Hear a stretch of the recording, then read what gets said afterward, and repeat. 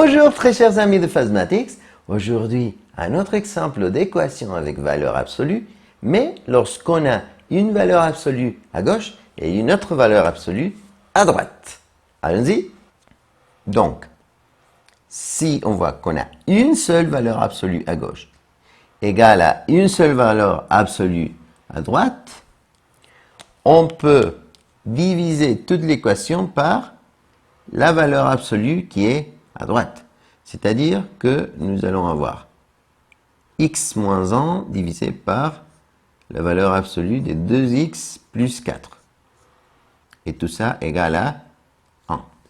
C'est-à-dire, j'ai ramené la valeur absolue vers le dénominateur à gauche, mais faites très attention parce que ici, comme vous êtes en train de diviser tout par la valeur absolue de 2x plus 4, ici, on va avoir le nombre 1.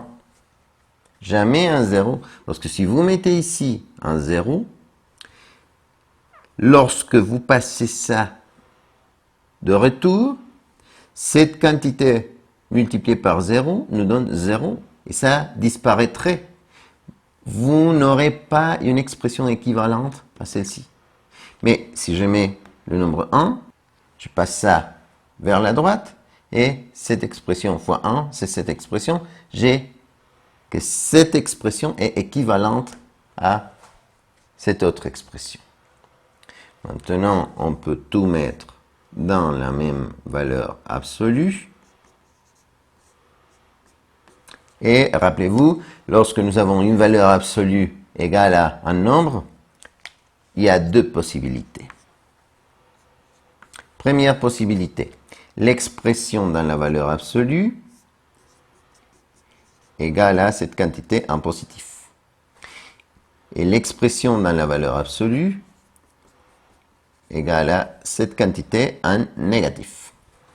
Et comment résoudre cette équation? Eh bien, c'est tout simple. On va tout multiplier par le plus petit commun multiple du dénominateur, ou, comme on a un seul dénominateur, on peut ramener cette expression comme multiplication vers la droite. Et c'est ça que je veux faire. X moins 1 égale à 1 fois 2x plus 4. J'ai ramené l'expression du dénominateur vers le numérateur comme multiplication. Ici, pareil, si j'ai cette expression dans le dénominateur, je peux la ramener vers le numérateur sans changer le signe, parce que lorsque vous passez du dénominateur au numérateur multipliant, vous ne changez pas le signe. Après, x moins 1 égale à 1 fois tout ça, c'est tout ça. Tout ce qui a le x vers la gauche, tout ce qui n'a pas de x vers la droite. Et ici, x moins 2x, c'est moins x, égale à 1 plus 4, 5. Finalement, je peux tout multiplier par moins 1, de façon à avoir le x positif. Résultat, x égale à moins 5. Ici, pareil, on fait la multiplication. X moins 1 égale à moins 1 fois 2x, moins 2x, moins 1 fois 4, moins 4. Ensuite, tout ce qui a le x à gauche, tout ce qui n'a pas de x à droite. X plus 2x, 3x égale à 1 moins 4, moins 3.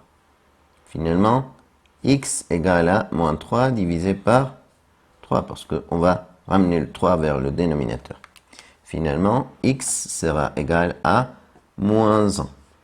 Rappelez-vous que toujours lorsqu'on a une équation avec valeur absolue, il faut vérifier les réponses.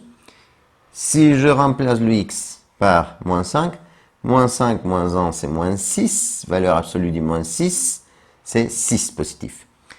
2 fois moins 5, moins 10, plus 4, moins 6, valeur absolue de moins 6, c'est plus 6, donc cette réponse est correcte. Ensuite, moins 1.